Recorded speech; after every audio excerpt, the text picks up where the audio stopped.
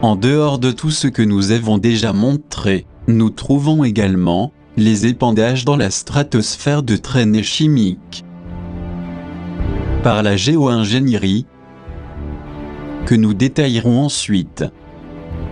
Ce sont des corporations privées, qui agissant à leur guise sans se soumettre à aucun règlement ni à aucune restriction, ils répandent dans le ciel une infinité de métaux lourds, tels que des particules d'aluminium, le strontium, le manganèse, le barium et beaucoup de substances chimiques toxiques, voire radioactives, qui portent atteinte à la santé des populations vulnérables.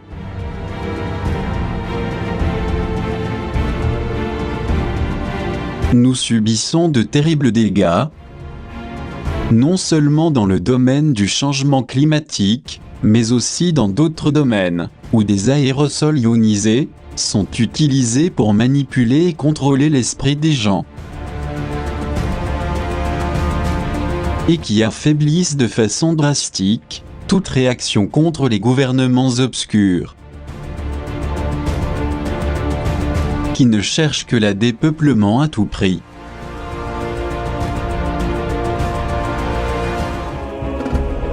Leur plan consisterait-il à polluer toute la planète, pour ensuite accuser l'humanité, alors que d'autres options existent depuis plus d'un siècle, comme la formidable méthode de Nikola Tesla? Est-ce que cette puissante technologie aérospatiale est uniquement réservée aux aliens camouflés dans nos mauvais gouvernements?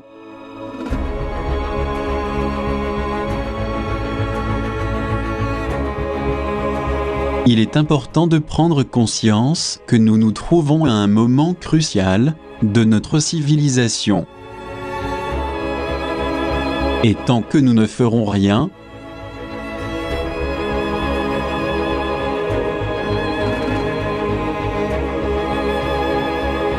créant ainsi de nouvelles zones mortes dans les fonds marins, en contaminant avec des résidus de pétrole les eaux des rivières et des mers. C'est par ces faits, soi-disant accidentels, qu'ils exécutent leurs plans effrayants, avec la collaboration des méga-industries, qui ne cessent de piller notre planète, à l'agonie. Et comme d'habitude ils jouent leur célèbre double jeu, et bien évidemment, ils rejettent la responsabilité sur les êtres humains comme seuls coupables. Cependant, la plupart des eaux potables que nous consommons contiennent du fluorure de sodium, du mercure, de l'arsenic et des trihallométhanes, en plus d'autres suppresseurs, très nuisibles pour la santé physique et mentale.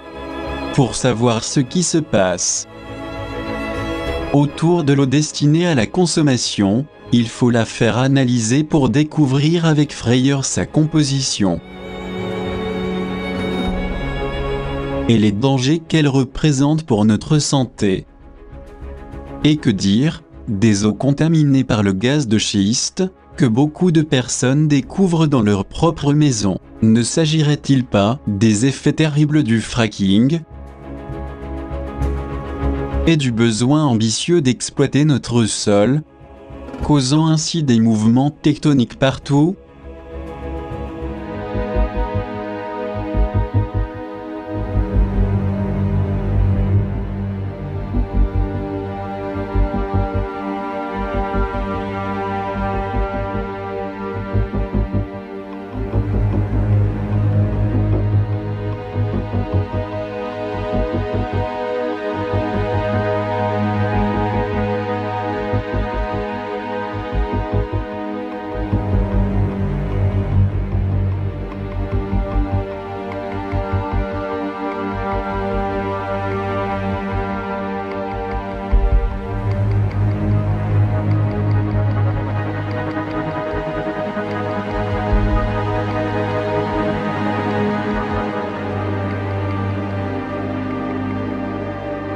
Il est clair que c'est seulement en ouvrant nos yeux à la réalité et en regardant vers le ciel que nous pourrons constater, atterrer, cette toxicité administrée au quotidien, aussi bien par le biais de l'épandage aérien quotidien, que par une alimentation à base de transgéniques.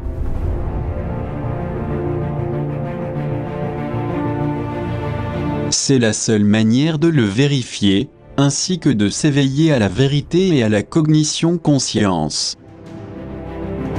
Et beaucoup de choses jamais soupçonnées se révéleront à nos yeux.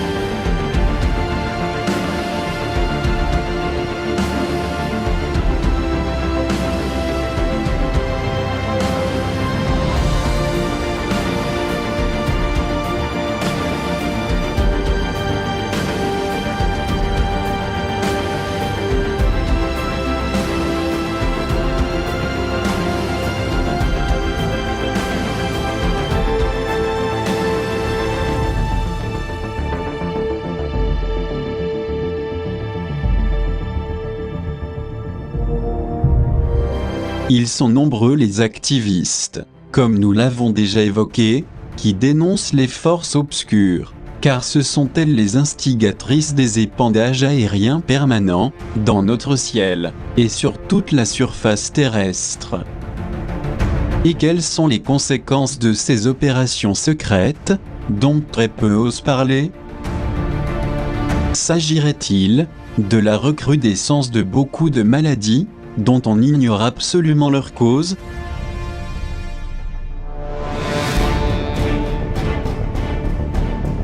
De toute évidence, l'épandage constant et délibéré au moyen d'avions citernes est devenu quelque chose d'habituel et de maladif, qui transforme notre ciel bleu en un ciel blanchâtre, couvert d'étranges nuages artificiels. Mais il n'y a pas que ces nuages artificiels. Les effets de cette géo-ingénierie macabre se montrent par des maladies neurologiques graves, comme l'autisme, l'Alzheimer, la maladie de Parkinson, le trouble du déficit de l'attention, les morgelons, et beaucoup d'autres affections qui proviennent de cette infinité d'aérosols lancés et dispersés sur toute la planète. Ce phénomène cruel et répugnant, délibérément calculé, a une définition précise, et c'est celle de conduire toute l'humanité à un génocide généralisé.